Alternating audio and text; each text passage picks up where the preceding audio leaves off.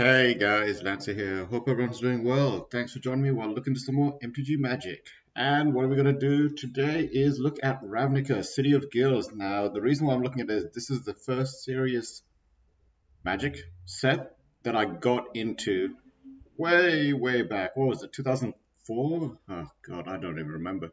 And I wanted to have a look at it and just see how well it has performed as a set. As an individual box, it's probably higher, but as a set, how has it performed? How well has it held up its value? And surprisingly, sorry, I got hay fever. Surprisingly, it's held up relatively well until recently.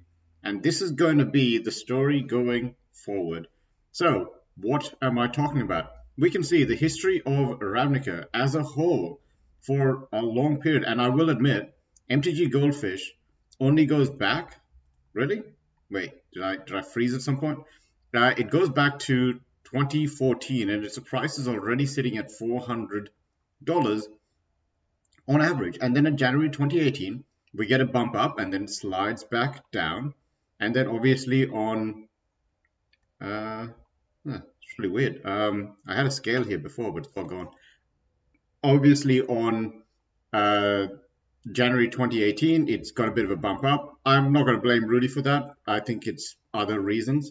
But it certainly had a bump up for January 2018. Then it had another bump up for 2019. And then it flatlined for most of 2020. And guess what? The very convenient January 21st move up all the way up to April 21st, where it went from $430 on average, which was what was sitting for a long time. So you got to imagine, like, okay, it started off at $260, $239, $240 as one of its lowest points, moved back up to 478, dropped down to 419, up to 507, dropped down to 413, stabilized at 433 for most of 2020, and spiked up to 560 for most of 2021, and peaked actually in, what is that, May of 2022. Very interesting, up to 605, and now has dropped $100 back to 507. So what happened around about May of 2022? I wonder. Interest rates obviously started going up and were predicted to continue going up. We are going to follow this and a bunch of other sets throughout Magic's history as a part of this channel. So if you like this kind of content, like and subscribe so I can keep you guys updated. And also it's good for me because it's going to motivate me to make sure I follow this information. This is very important. Ravnica, and I'm assuming at some point I'll be covering sets, and if you want to comment below what sets you want me to cover first, Ravnica still has a very big impact on my Magic the Gathering history. I went to my first games. People were really nice, telling me what to do. They literally told me not to get rid of a Dark Confidant because I was like, this card looks like crap. I don't know what to do with it, but it hurts me every time I use it. And they're like, yeah, no, dude, it doesn't matter if we're playing this is a Friday night. Keep that card because it's worth your entire entry into this game. And I'm like, oh, okay, thanks. Because literally, I asked the guy next to me, I'm like, look, I've never played this game before. Should I, like, this is my first rare that I've ever opened, and I think it's bad. Should I just get rid of it? And he was like, no. And I'm like, thank you for being honest, because literally he was going to get it in his hand as I passed the stack to him if he said that, no, that's a terrible rare. You should give it to me because you're not going to be in those colors anyways, or something. He could have said anything else, but he's like, nope, I think you should keep it. I'm like, okay, I'll keep it. And, you know, I'm glad I did. It certainly isn't as pricey as it was once before, but it does bring back memories. And that's actually kind of how a lot of Magic products should feel at certain points in the time anyways. Can't always make money off these things.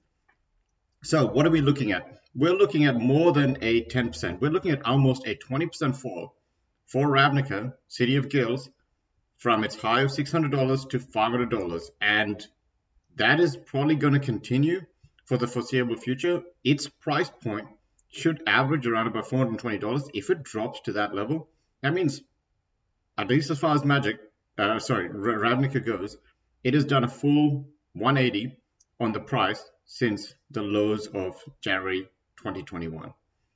So we're going to see how that goes. Very interesting stuff. What has gone up the most in the last couple of days? So we've got Gargari Thug. So weekly gains, 8%. Sure, it's $1. Maybe I shouldn't go by that because you're going to have some really terrible cards. You got Flame Fusillade going up by 7%, but that's literally 78 cents. Let's go for what are the most expensive cards that still exist in Ravnica. So you got Doubling Season. Yep, I've got Doubling Season. Once again, it was not an expensive card. If I can go back and check the history, I know MTG Goldfish is limited to what a card did cost because of when the website was created. Is there any historical Magic website that keeps track of all prices? I'm sure, maybe Star City Games, I don't know. I'll have to go back and check because I was buying Magic cards from online stores after maybe 2008 when I actually had money after I started working. So yeah, I'm not 100% sure when we actually had like tracking of card cost, but Doubling Season was not an expensive card. The next you have Cloudstone Courier. Pretty annoying card, sitting at around about $52.83. Oh, I will admit, Doubling Season is 91 cents and $91.95. Be very different if it was 91 cents. You got Dark Confidant still up there, $26.97. Sacred Foundry, yeah. So all of these, what are these called? Not pain lands, shock lands. All of these shock lands were the big part of Ravnica, and while they were very popular even back then, still an expensive card back then. Sacred Foundry, Watery Grave, Temple Guardian, Garden, Overgrown Tomb, and moving on, Life from the Loam, very good dredge card. Birds of Paradise, wow, really? The Birds of Paradise from Ravnica is $13.26. Is that the average for all of the Birds of Paradise? I'll check that out. Copy Enchantment, Chords of Calling, great art. Mind Leech Mass. Do I have that card? I think I have that card. Privileged Position. That card used to be way more expensive than it is now. Got a reprint. That's fine. Pariah's Shield. I think I have that card. Autochelon Worm. Glimpse Unthinkable. Concentrated Effort. Why is that such a hard word to say? Muddle the Mixture, really, sitting at $4.49. Did not realize. I'm sure I have a few of those as well. So yeah, it's great to see that there are still some cards in here that are holding up value. As a complete set, if you bought a box of this, you're no longer buying it for the value of the cards in there, even though there is some value in here. You're buying it because it brings back memories, and obviously it's going to make a big deal to you to have it, open it, look at it, you know, all that kind of stuff. And that is true. That's why I'm going to do a check of all of these sets, find out what they've done from a pricing point of view. Do not be surprised if the videos are very much, they spiked in January 21st, hit the peak around about, you know, April 21st to around about mid 2022, and then started trailing off, because that is going to be a very, very common idea for all of these.